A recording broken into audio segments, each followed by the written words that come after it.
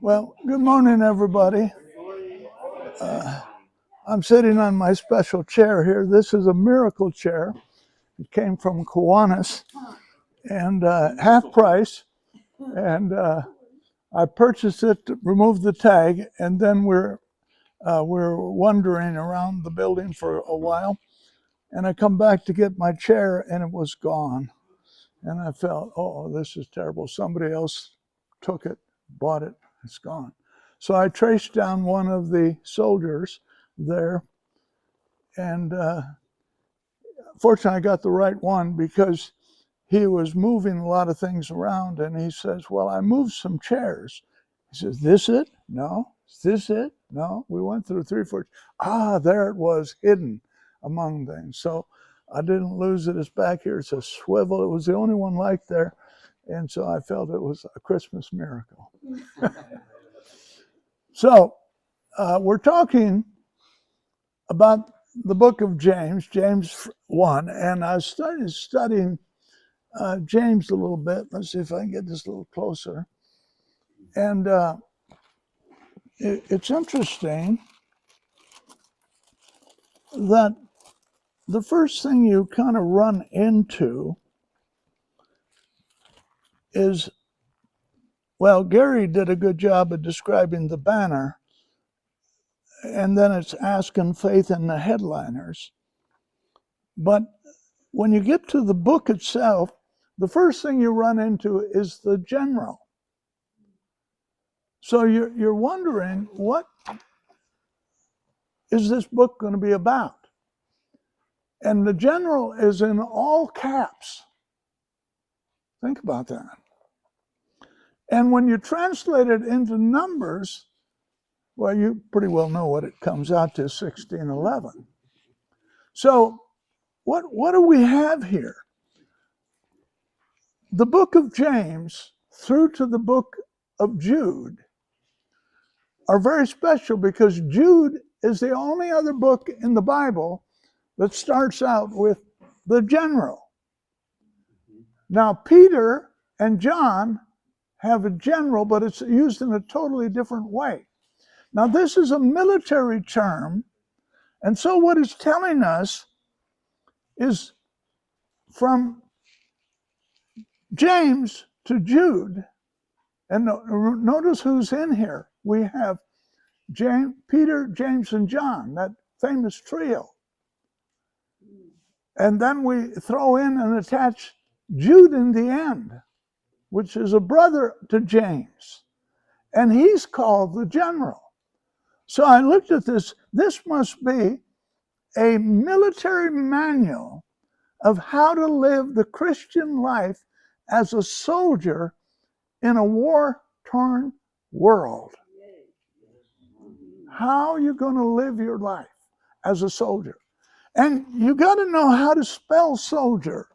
So we got to turn over to 2 Timothy chapter 2, verse 3 and 4, that give us an introduction to what the life of a soldier is and how to live this life through this manual. So we look there and it says, thou therefore endure hardness. If you get into Christian life as a soldier, there's going to be hardness.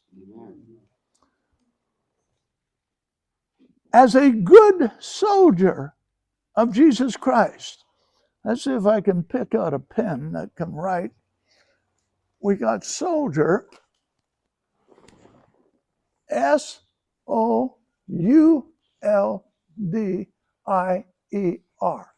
See, Noah Webster didn't know how to spell. And most people in America don't, they leave out the soul. It's all about the soul. It's a battle. The battleground in your life is your soul.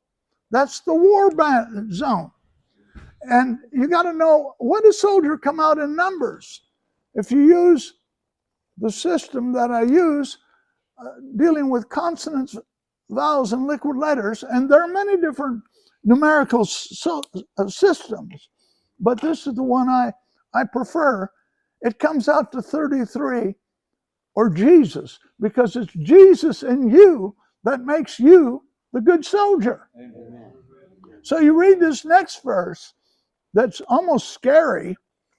No man that warreth entangleth himself with the affairs of this life, that he may please him who hath chosen him to be one who fights for souls, or a soldier. That's what a soldier is.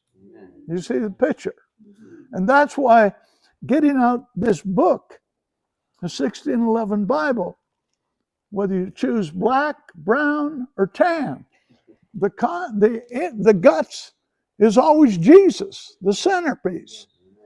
And this, I believe, is the perfect will of God. You know, he talks about the good will of God, the acceptable will of God, but then there's the perfect will of God. And I like this one, the perfect will of God. I think the 1833 is the good will of God. I think the, what's the other one? The 1769 is acceptable. It's not really good for fighting, but it's good for bringing people, birthing children. So it's the acceptable will of God. But you get into this book, it's a whole new level. You're going into graduate school. Instead of playing simple math, you're down calculus. And, you know, it's really fun. Never leaves you alone. So I want to tell you a little bit about my life and my journey as a soldier. I was born with, they say, the doctors, I'm only going by the MRI, I didn't look inside my body, but I was born with one kidney. And then that one kidney, I drank too many Dr. Peppers or whatever, and junk food. And the other one said, hey, I'm out of here. If you're going to treat me this way, I'm leaving. So the other one left. I don't know if it's a he and she or what the deal is. But anyway, I found out I was without one kidney and without no kidneys. And it was a kind of an expensive thing at first. They were billing me $150,000 a month. And I thought, this is not going to work very well. So I got Barbara to go to work, and we started contacting Social Security. What can we do? And how can we get medical care? And then we shifted into a gear here, finding a clinic that would take me as a patient. And so we approached them, and I said, listen, I'm going to be a cash cow. I know you people make lots of money on dialysis patients. This is big business. So let's do some negotiation. If you want me to be a patient, you're going to have to waive all these $150,000 bill things that I owe you till I can get proper insurance. I had no real insurance till I can get set up with Social Security. And God gave me favor and gave us favor. And they waived all of our bills. And I became their cash cow. It's an interesting journey. 3 days a week I get to go there. And I call it the vampire station. And it's a bloody business. It's a dangerous business because you're sitting there and for 5 hours, you can't move your arm. If you go up and scratch your nose, you risk, they have these big needles. They started out with number 1611 needles, and those were really acceptable and easy, but they didn't get enough blood flow. So then they dropped down to a number 15, which is not that big, but it's twice as big as a 16. And they stick 2 of them in your arm. One pulls blood, one puts it back. And if they make a mistake or something, and I've seen this happen a number of times, where a needle will pop out or something will happen, and it'll squirt blood from me to the first row of people there. I mean, blood everywhere. I've had 2 times where it kind of gushed out, and all over my jeans and over my blanket that I have, because they keep the studios cold, and it was just a mess. So I learned not to watch that very carefully and to grab it right away so I don't get a full blowout. Then I learned the other thing is you don't bend your arm, scratch your nose, because you'll poke the needle through the blood vein and your arm will blow up like a balloon. And that's really miserable. If it blows up too much, it'll bust. And I had mine blow up twice by doing stupid moving my hands. So I don't do that anymore. You learn by experience. And so you just have to be careful. And it takes about 2 to 3 months for that to heal properly. And then you got problems of finding the stick zone. So it's an experience. I've tried peritoneal dialysis. That's where they drill a couple holes in your stomach, stick some tubes in. Actually, it's not that way, but it's a surgery. A couple of surgeries. The first time didn't work, then the second time.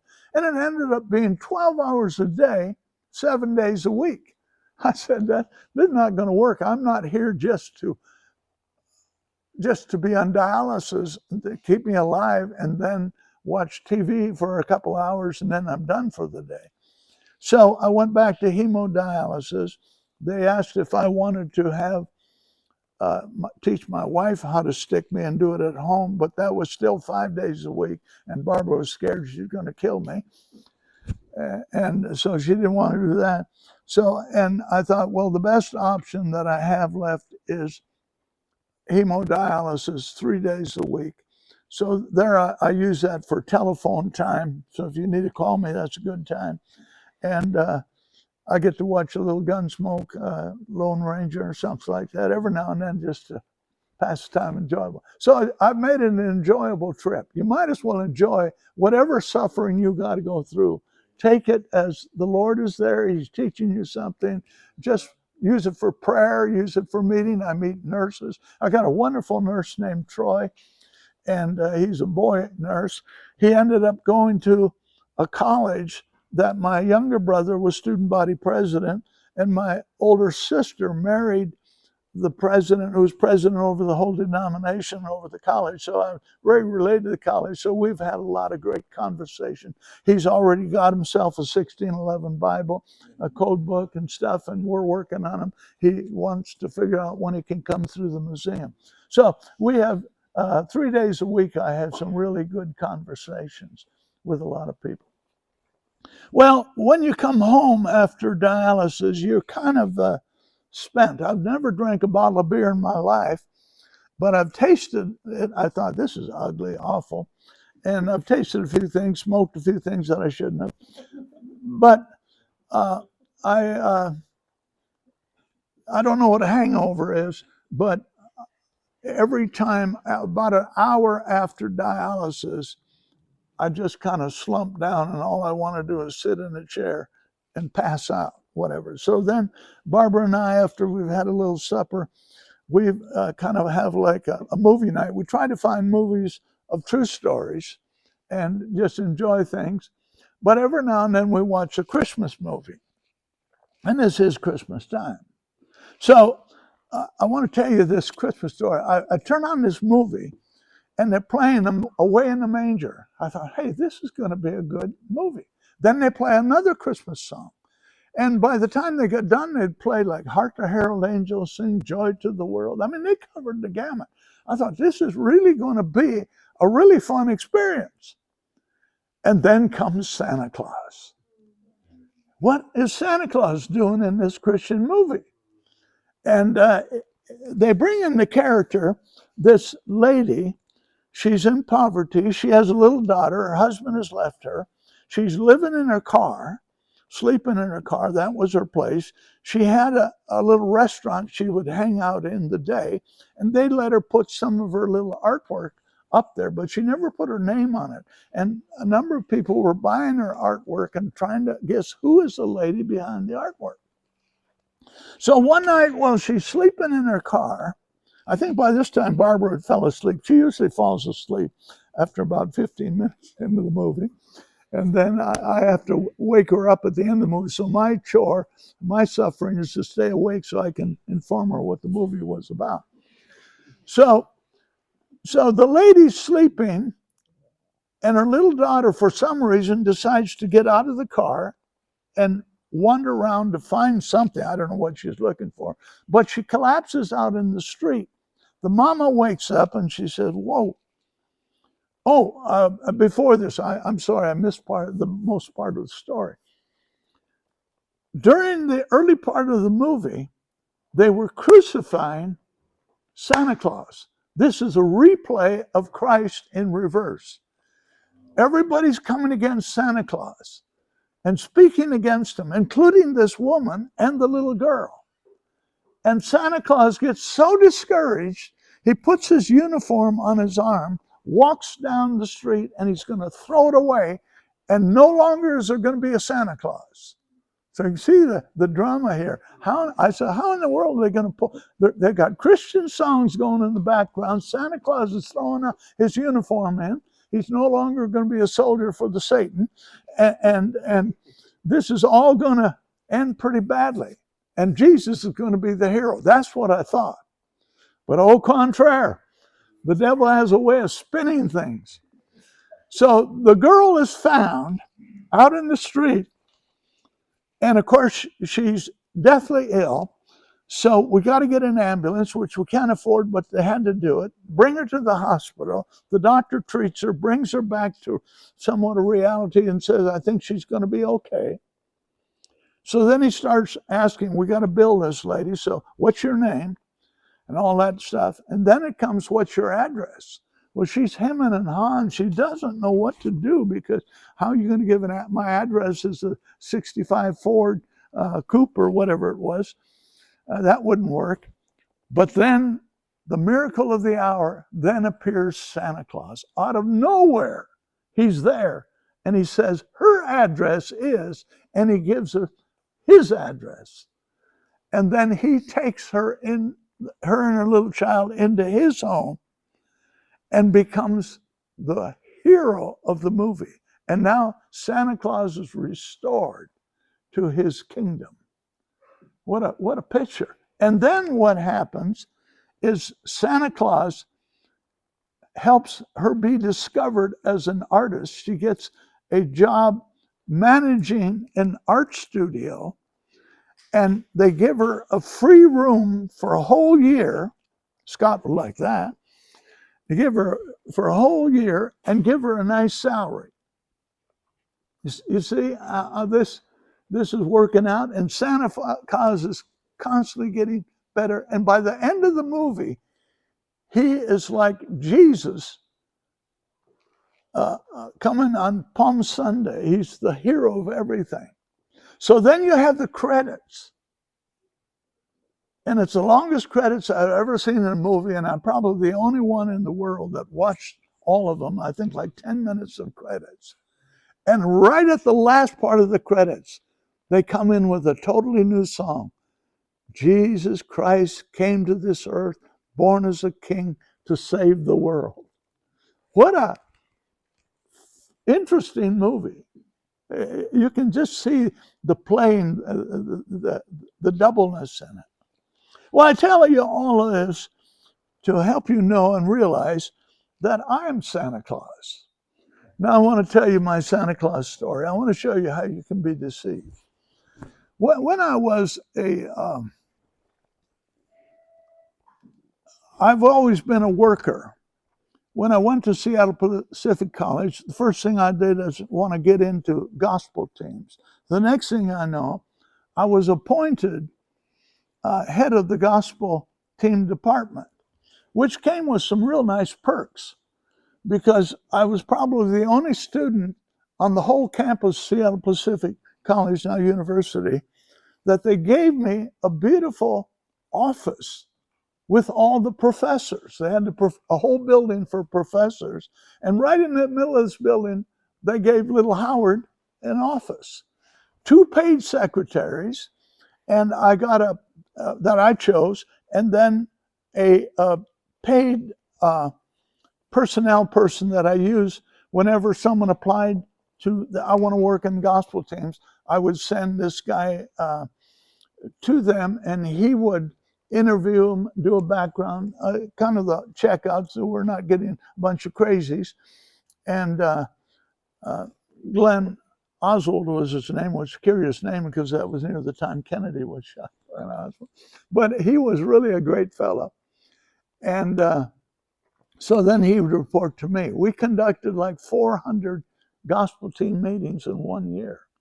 And we were, the school told me that we've never had a gospel team program come out in the black before. You're the first one that ever came out. And we made so much money from offerings and stuff that they paid my whole back end of my college education for my last year, which was really nice. And then they offered me a job as a professor the next year, but I was determined to go on to seminary. So I get to seminary and I got to get a job. So I would load semis at night and go to school in the day. So you're kind of short on sleep all the time. And I don't want to bore you with this, but this is leading up to my Santa Claus deal. So at Christmas time, rather than going way back to Minnesota, I applied to work for the Salvation Army. They love seminary students to ring that little bell. You've seen people of Salvation Army. I've rung it over 100 hours. And so they gave me, I believe, a place to stay, paid for a little food or whatever, and then paid me a salary because seminary students tend to bring in a lot more money, and that's the goal for the Salvation Army, get as much money as we can in the kettle. So we were hustlers, and they liked what I did, I guess, or they told me they did. And so after I'd finished the season ringing the bell, they asked us, would you do one more favor? I said, what's that? We need a Santa Claus for the Christmas Eve service. Now, what does a church have a Santa Claus in a Christmas Eve service for? So, but I'm being a little ignorant, deceived, and I thought, well, that might be kind of fun. I've never played Santa Claus before. So I said, yeah, I'll do it. So they got me a nice suit and a big stomach, the whole 9 yards. And I was staying about 3 blocks from the church. So I thought, well, than driving over there, trying to find a parking spot, I'll just walk over there. So I'm walking down. This is outside of the outskirts of Pittsburgh, Pennsylvania. And I felt like I was Jesus at the Palm Sunday. I mean, people, I walked on the street, they're honking horns, they're cheering, they're stopping their car. I mean, it's just incredible. If anybody here played Santa Claus? You're missing out on something. It's quite an experience to feel there is an excitement. I see what is happening with these Santa Claus. There's an exhilaration. And then all the honking the horns, and then that stopped. I get into the church, and of course they fling the doors open. And what am I supposed to do next? I'm supposed to dance down the main aisle of the church. And all the kids are cheering, the adults are cheering. I mean, it's a feeling like I've never had before, a deception, I would call it. And I didn't realize till later, I was playing Satan, that people love Satan so much in this world. And we don't even know it. We get deceived by so many things. But it was fun, and I think God allowed me to have that crazy experience just so I could experience what the adulation in the world is all about when it comes to Christmas time. You see it everywhere. Almost every movie turns around, or especially the one, I can't remember the name of the people who do it, but they end up embellishing Satan or Santa Claus. So we have a big task before us as soldiers, because Jesus said, narrow is the way, and few be there that find it. And he says, if you take on this soldier, you are going to be persecuted. But I would rather be on Jesus' team and be persecuted and have all eternity than to be on Satan's team and have 20 or 40 years of great adulation. And that's what the world does. They're after cars, and I've been down that route. They're after sports, and they're after this and that. So I want to take you through what I call the Urim and Thummim humble test, and just to start out here to help us get an idea what's going on in this reality. An old man taught me this, and one of the nice things about being 18 years old, That's the Jewish thinking. I'm actually 81 years old in the English thinking. I've had a lot of experiences that many of you have not had. That's why the Bible honors elders. I'm not asking you to honor me, but I'm just telling you, when you get to be 81, you've had enough experiences. If you analyze it, you can figure out a lot of important things. And I'm going to hopefully share a few things with you today. Especially, I'm talking to the young people because I was there and I made a lot of foolish decisions. And I want to spare you from that. And if I could know what I know now at that age, but God allowed me to, I think, go through it so I could see this, so I could help young people. But I call it the humble test. So let's imagine this is the Thummim humble test. Imagine this is the world, and imagine, I'm getting you to imagine a lot of things. Imagine that all the knowledge and all the understanding and all the wisdom that is in the world is inside this circle. What percentage of the world's knowledge do you know and understand? Now, if I asked you, do you know 50%? I doubt if anybody would be bold enough to say, I know 50%. Let's see if we can find a little. Do I? It takes a big ego to go 50%. There you go. Do you know 25%? Nobody would say that.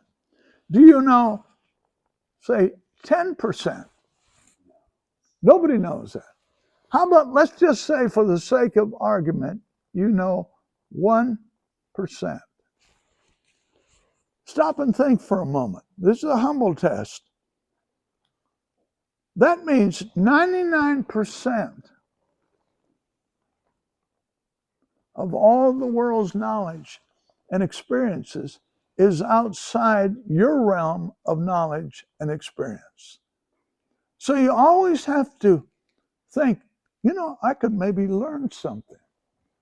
And I approach almost every speaker that way because every speaker is a mind that God has gifted and he's learned certain things. That's why I like reading a book, because books, you may only get one idea, but if you get 10 ideas, you're getting another man's mind in a book. I like Gary's books. I even like my books. I read them later. Did I write that? But there are a lot of books that are really well done out there. There's a lot of great YouTube videos, a lot of junk, but there's a lot of good stuff. In preparing this message, I probably watched 15 different YouTube videos on different subjects.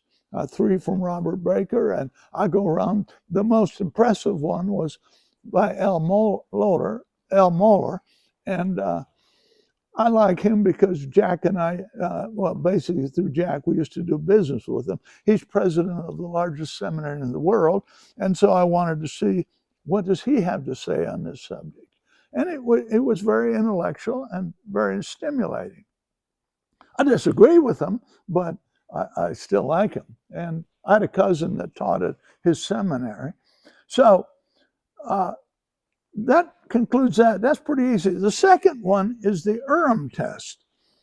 Now, with the Urim, this is all the knowledge and understanding, and I'm limiting this to the 1611 King James Bible.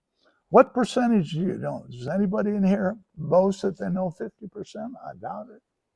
I certainly don't. I've had the privilege, and I've always been a crazy Bible reader. For some reason, I've read the Blaney 1769, fast and slow, at least 200 times. And I've read the 1611 and 1833 in combination probably about 70 times, the New American Standard at least 20 times. And I've read the Quran, I've read a few other religious books. And I would never even say I don't even know 25%. And I would not say I even know 10%. Because every day I read it, it's like it's a new book. It's a living volume. It's just amazing. So let's pretend that we know 1%. We're giving you the benefit of the doubt here. 1% of the 1611 Bible, or any Bible for that, if you want to widen the search. That means, again, 99% of the knowledge in this book, which is really there, and I think we're going to be studying this book throughout eternity, is outside your purview. I mean, I learn things every day that I said, how in the world did I miss that? And so you've got to look at, whenever you hear a speaker, he may be right, but he may not be right. But that's why you become a Berean. You search the scriptures to see if it's so. So we have a lot of different perspectives that we need to look at. So this is why I like James. James, I was going to end with this, but I think I'm going to go to it right now. James 4:10.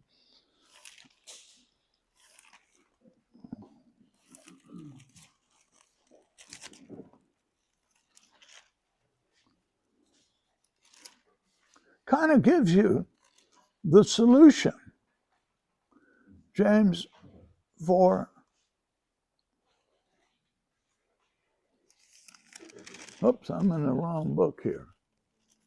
James 4:10. Humble yourselves in the sight of the Lord, and he shall lift you up.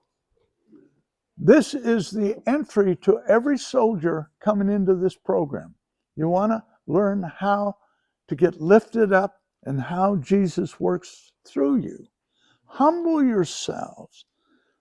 Humble comes out to 16. In the sight of the Lord comes out to 16:11. And he shall lift you up. So you got to remember, I think somebody's phone just went off, and I think I better turn mine off because it will go off. There we go. You humble yourself, and he will lift you up because he lives in you. And think about this. Remember, you're following the general.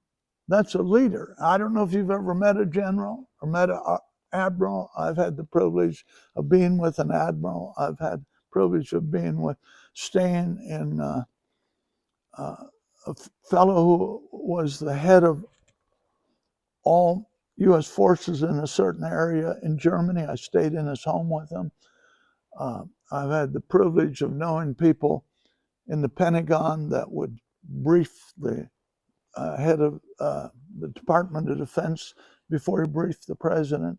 God has allowed me to be in many places. In fact, I was in seminary one day, and I get a call, and they interrupt the class, said, Howard, a call for you. There's a fellow that wants to talk to you. And this was the same man in the E-ring of the Pentagon. He said, I want you to meet me in the Air Force Base in Ohio. Okay. So I drive there, meet him, and he takes me out on the runway. Sees this runway? This runway was packed with 747s from here to as far as you could see. We put every available piece of weaponry we had to go to Israel to fight the 6-day war. Most people don't know this. Isn't that amazing? He said if we would have been attacked, America would have been attacked at this time, we couldn't have stopped the fleet. And then later, just after the 6-day war, I was in Israel talking with one of an American pilot there. He says, yeah, we flew the missions. During the war? During the 6-day war. I mean, it was up in terrible odds. But I think Nixon might have been president, and his mother taught him, you support Israel. So you see there's background stories. God is working behind the scenes and all kinds of things. But I had the privilege of being called out of a seminary class to go up there to learn this fact. I don't remember else what we did, but it was a privilege. God has allowed me to get in. So you have the privilege of holding the general in your hands. This book is the general in print. And his name is James. His name is Jude. Peter and John. These are that part of God's army, special people that you can hold in your hands and learn how to be the proper soldier. Now, I want to take you to another drawing, and I'm not a very good drawer, but I'll try. Getting old, it's hard to get up and down. That's a test.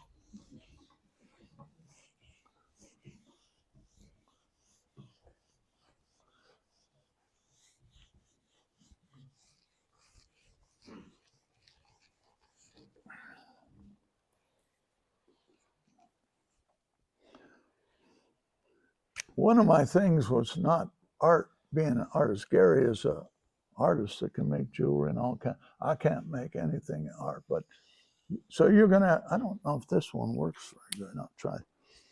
I'll throw that over there.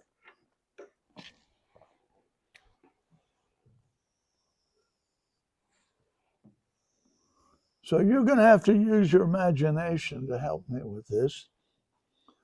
We're calling this a wall.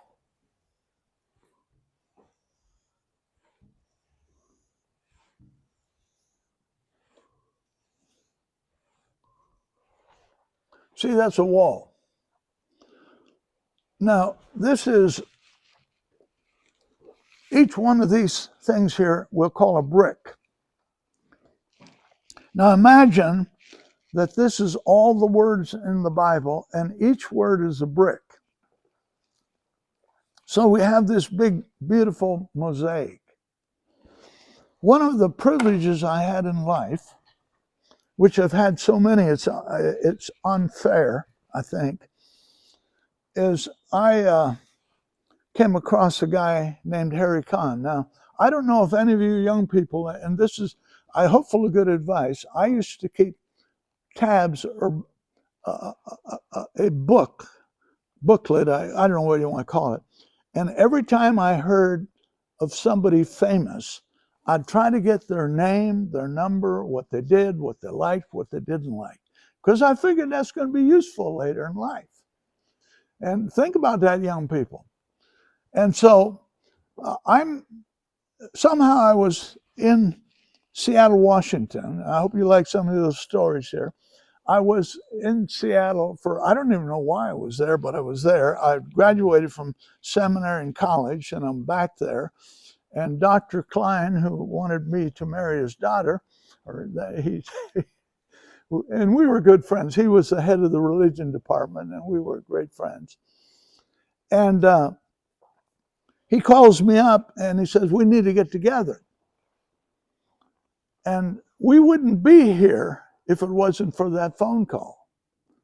It's interesting. So he says, let's get together. I want you to meet Dr. Bill Harley. I didn't know who he was. He'd developed a computer program. Clement Stone out of Chicago, I don't know, some of you older people know that name, put $200,000 in. So this was no small program. And they pitched it to me, and they said, we want to sell it to you. We think you're the one that can keep this program going in the church. I thought that's really interesting. And Dr. Harley wants to do another project. He's a brilliant guy, and we became friends. And I thought, well, I think I'm going to do it. And it was a program where we would test everybody, their skills in the scripture, so a pastor would know where his congregation had strengths and where it had weaknesses. And I thought, this is good. So I needed $25,000. That's what they pitched it, which was really cheap because they probably had $250,000, $300,000 in the program, and they're willing to sell it to me for $25,000. Well, I've been in business a little bit before, thought, hey, that's a great deal. But I don't have $25,000. I'm going to need another $25,000, $50,000 to launch the program. So that's where the notebook comes in handy. I go through my notebook. Who's wealthy? Who loves Jesus? Who would get a part of this? So the name comes up, Harry Kahn, a big industrialist who was president of a large company near Chicago. And I call him up. I said, Dr. Kahn, I was surprised I get him on the phone. I said, this is Brother Howard Elsey. You don't know me from Adam, but you and I have got one thing in common. You got to have a hook. I said, you got a lot of money and I need a lot of money. And there's an ugly pause on the other end, and I knew that would be there. And I said, I started explaining the program. And then I had to have a hook to get him to do it. And I said, I understand you love Charles Finney. You teach and lecture on Charles Finney when you're not doing your business. And he was known all over the world. He speaks in Dubai and all your big schools and colleges. He's dead now, but then we became lifelong friends. And he said, I can't teach Charles Finney in 1 hour. I said, I'll take an hour, you take an hour. We might become friends, we might not, but I think it'll be interesting 2 hours for both of us. He said, I can't teach Charles Finney in an hour. It takes me at least a week to get started. I said, let me propose something to you. You come to my home, I'll feed you, I'll give you a place to sleep. You study all day long, I'll teach you in the evening, and then at the end of the week, if you want that hour, you can have it. By the time he got to the end of the week, he'd eaten my lunch. And everything I learned in seminary and college about the Bible, I began to question. And I think that's good. I began to look at, wait a minute. Either this guy is crazy or he is on a right track. So I went back to Kentucky. I told him at the end of the week, I'm not really interested in the hour. I've got a whole new agenda. I need to read the Bible. That's when I started reading the Bible every day and night, reading it. Find out, what is this? Now, this was a New American Standard. I didn't know nothing about the King James issue. I didn't know nothing about 1611. Didn't know nothing about anything hardly. And here I had 7 years of theological education from one of the best seminaries in the world. Nice people, but I was in a mess. And so I began to learn and began to study nations. For example, I looked at Germany. What were they teaching in the church at the time that Hitler came to power? Seems to me that's a relevant question. See, the pulpit is God's government on earth. No matter whether it's good or bad, Harry taught me this, 150 to 100 years later, it'll be in the culture. All you got to do is look at America today and the mess that we're in, and we're in a heap mess. We're 30-some trillion dollars in debt. We have immorality rampant. We have all this transgender nonsense. Go back 50, 100 years in the pulpit, and this is the fruit of that. This is the fruit. Hitler didn't just spring out of nowhere. What they were teaching in the pulpit is what became in Hitler day. Same thing in England. Same thing in the countries South and Central America. And so you got to analyze and look at things and see what's there and what deal. Now, it helps to be 81 because I can look back and I've met a lot of people. I've had the privilege of being with 4 presidents of their countries, president of Canada, president of Russia, president of Poland. In fact, the president of Poland, after 4 hours with him, I don't know how he knew where he lived, but his attaché showed up at my door and said, this guy liked what you were saying. We want to make you honorary chaplain of the Polish Armed Forces. So I have a plaque that says I'm the honorary chaplain of all the Polish Armed Forces, and I have a rank of captain. So I'm in the military here, so at least I'm under a general here. They say that Christianity is one generation from extinction. We have to teach down the line and up the line. Yeah, Amen. it's fragile. Amen. That going back to that pulpit 100 years later. So back in the time, we have different people that showed up here, and I want to go over this a little bit carefully, because this is one of the doctrines, and I know that it's, and I don't want to be offensive to anybody, and I'm going to teach a little different position on dispensation than normally is taught. And so we have to be careful when we look at this. And we know their names like Schofield and Darby, but I want to dig a little deeper. Probably the most academic discussion of this, and you can listen to it. I can't remember what the name of his channel was, but Albert Mohler has a channel that's quite interesting. And they were talking about dispensation, so that caught my ear. I listened to 3 videos by Robert Barker on dispensation, and he didn't mention Urim, Thummim, covenant, and so forth. So I want to kind of go through this a little bit, and then I want to kind of share what I believe about the Bible. And you may disagree, that's fine. I don't want to make enemies of anybody, but this is not a new topic, and it's a topic that you can study. And one of the people that piqued my interest in dispensationalism was after I visited Dachau concentration camp, where they killed many people, Jews and non-Jews. And I was in Germany there, and it was like God had an assignment there. I'm just wandering around in the camp, and this guy comes up to me and starts talking to me. He's a Lutheran minister, I think retired. He was an older gentleman, and he had a wonderful, I don't want to call it a wonderful story, but he had a very interesting story.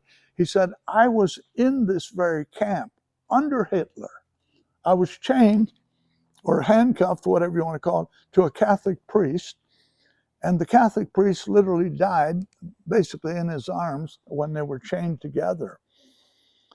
And he just opened my eyes. He said there were probably more non-Jews in these camps than Jews. And I got to learn about the camps. But the most insightful thing that I received, and I had a sister that took care of Corrie ten Boom. Anybody who knows Corrie ten Boom is, she was a one that smuggled Jews and helped them from Holland. And her parents, I believe, were killed by the Nazis, and her sister died in the camp, but Corrie survived. And so the rest of her days she spent running around the world. So she had an assistant that helped her because she was elderly. And what's interesting, this is a sidebar note, I like little sidebar notes, is when I came to Asbury, Bob Stamps was a student there. Now, Bob Stamps, anybody heard of the Stamps Quartet? That was a big quartet back in the 40s and the 50s. Anybody, J.D. Sumner, Stamps Quartet? I can't believe you guys haven't heard of that. You go Google it, it's all over. And so he was kind of a celebrity, and people wanted to room with him, and he didn't want those people to be his roommate. And so somehow he met me and said, Howard, would you be my roommate? And I would gladly. So we would double date together, and we would travel to Dallas and different things together. And so I felt I was celebrity status a little bit, hanging around with a celebrity, a cousin of the famous Stamps Quartet. And Bob was an internationally known figure. And when Corrie ten Boom's sidekick, when Corrie ten Boom died, Bob married the girl that helped Corrie ten Boom. So that kind of connection. And then my sister helped take care of Corrie ten Boom because she was managing a hotel at the time. There are all these different connections. But I got to sit at the feet of Corrie ten Boom and just listen to her tell her story. And I'm not trying to be offensive here, but one of the major theological problems, she said, in the church basically was dispensationalism, because it put the church to sleep, because it categorized everything, and then when things get tough, the rapture. And so what happened, she said, we're sitting there in the camp in awful conditions. They had a room probably half this size with 200 people, no real bathroom facilities. I mean, I was in his room. I couldn't believe how they survived. People would just run and jump on the electric fire fences just to be killed or to be shot so they could get out of this misery. I mean, this was not a fun time. Anybody that stood against Hitler ended there or something. And he was in league with the Catholics, the Jesuits. There are a lot of things behind the scenes. I mean, you got to understand what's happening. Paul Warburg, anybody know that name? You guys, you got one. Paul Warburg was the head of the United States Federal Reserve. Okay, who's the head at the exact same time of the German Federal Reserve? Felix Warburg, his brother. Is that not a conflict of interest? The oil companies, the same oil company was supplying oil to our side and supplying oil to the German side. We got to understand this. We are being played and deceived all over the world. And this is why being a general or being a private in God's army, you need to know some of this stuff so you don't get deceived. Corrie, and you got to remember, dispensationalism was not a cheap doctrine. They spent millions of dollars sending that all over Europe, all over Germany, trying to overthrow this guy named Martin Luther. When Martin Luther came to power, or not really power, he was just trying to win the Catholic Church back to some common sense from all the sins and corruptions. He nails what he called a 95 Theses on the door of the Wittenberg Church in 1531, I think it was. Nobody shows up. It was a total failure. Then he gets the runs. Thank God for the runs. I don't know if this is a true story, but this is a story I learned. He goes to the outhouse. Back then, it's a literal outhouse. So I'm sitting here for hours, letting the stuff run through me. I better do some reading. And he comes across a little phrase in the Old Testament, justification by faith. Wow. It turns his whole life upside down. And then he realizes he's not really been a Christian. He hadn't been a proper soldier. And then he looks at, we got 18 Bibles in German, high church 14, low church or common language 4. And the thing is going down the tubes. Our theology is nuts. And he says, we need the right Bible in German. The proof of what I'm just saying, he took 10 years to put the correct Bible into German. And right back on that table, there's an original page of the first Bible he printed in 1530, complete Bible. He did a September New Testament. So, once he realized that, we had a Reformation. Tyndale did the same thing. Threw off the shackles of all the theology and started seeing what should we really be teaching, and built us the first New Testament, 1525-26. And then from then on, then he was taken out, burned at the stake, 1536. So this is important to see this background. What was England like before Tyndale? What was he like after? And Corrie ten Boom is sitting there pouring her little heart out, saying, we've got to watch what we teach. Yes. We've got to watch what's going on. They spent millions of dollars. This guy named Darby. Now, he wasn't the founder of dispensationalism. That's clear. Darby was like in a relay race. He lived from 1800 to 1882, and basically he handed the baton off to Westcott and Hort.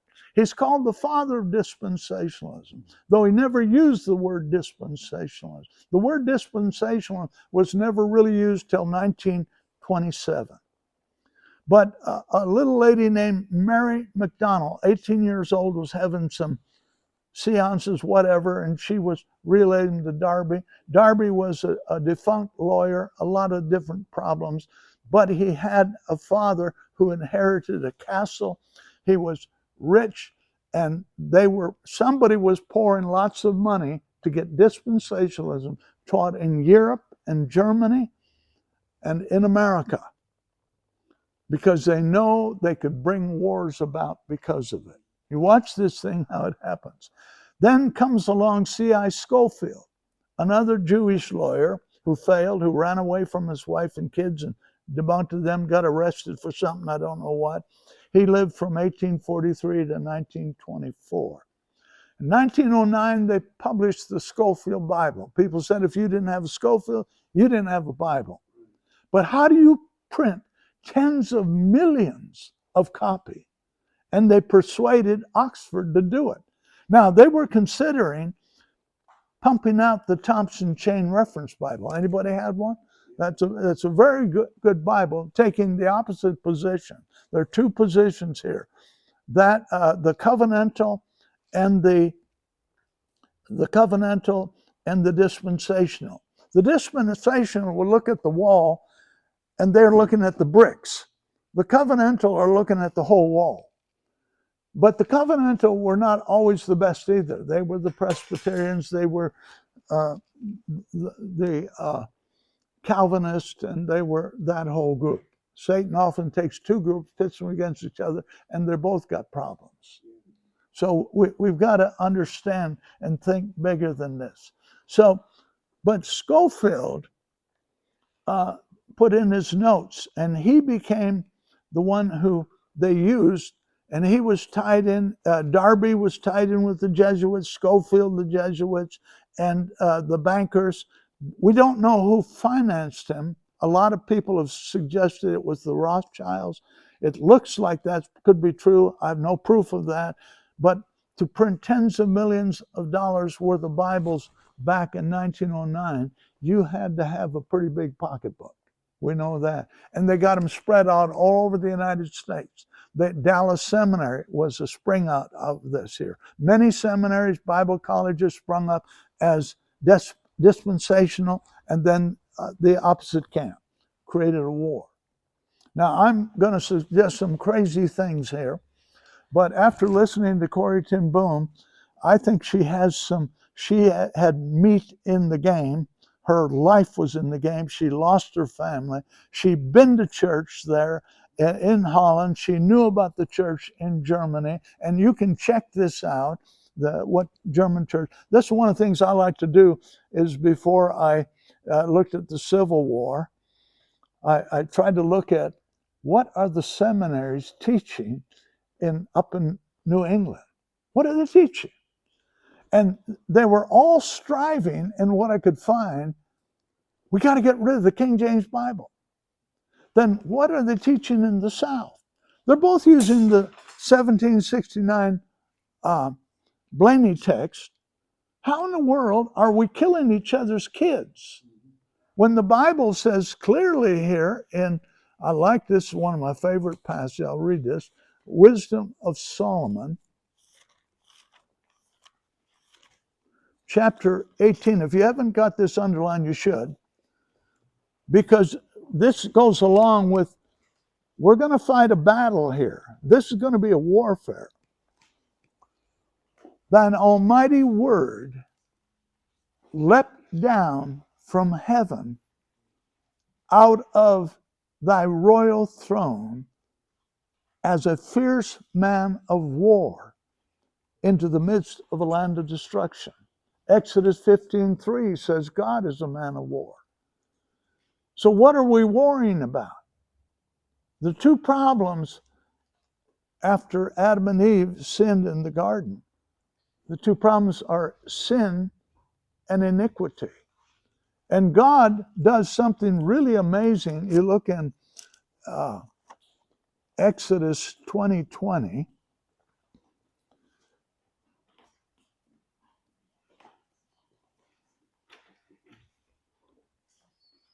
And Moses said to the people, "Fear not, for God has come to prove you." See, the people were scared of God, and they said to Moses, Don't let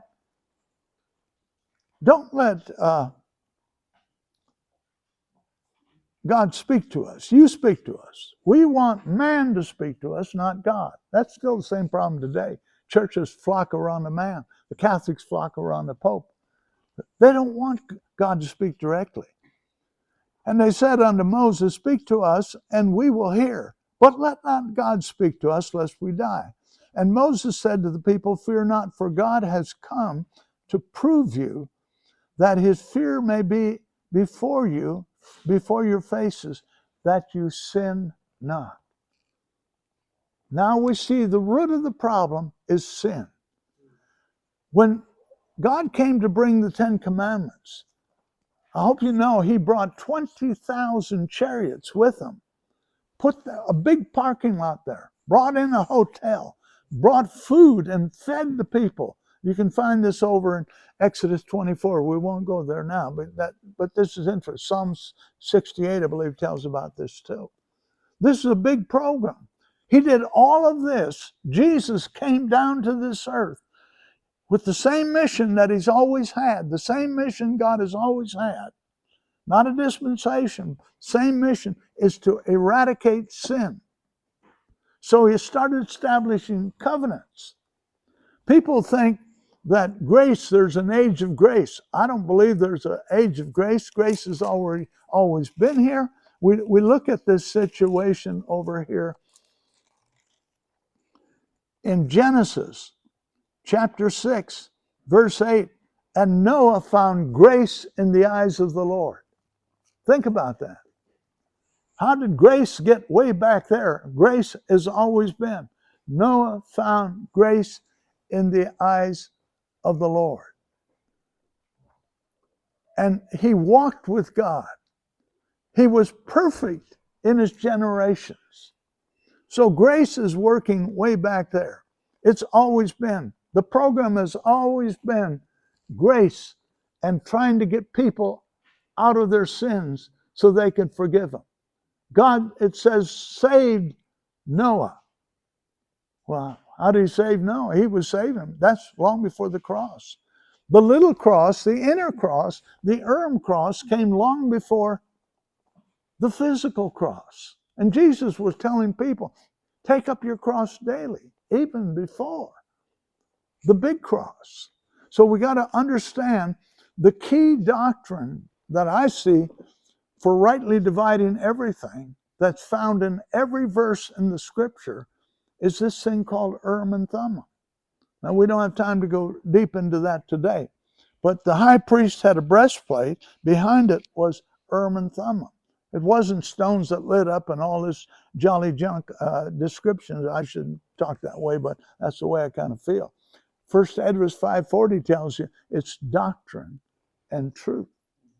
That's what it is. And that's where you divide. Hebrews 4:12 gives you kind of the formula.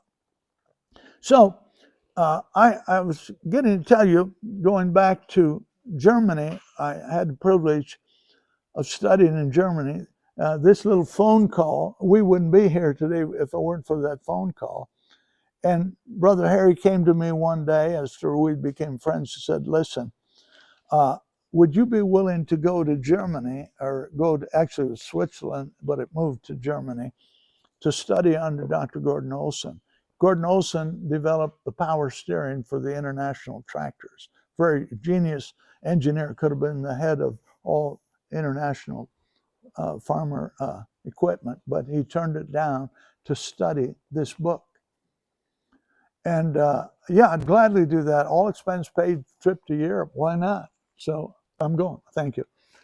And so I got on a plane, went there, learned it. And that's how I ended up in the concentration camp and learned a lot of things.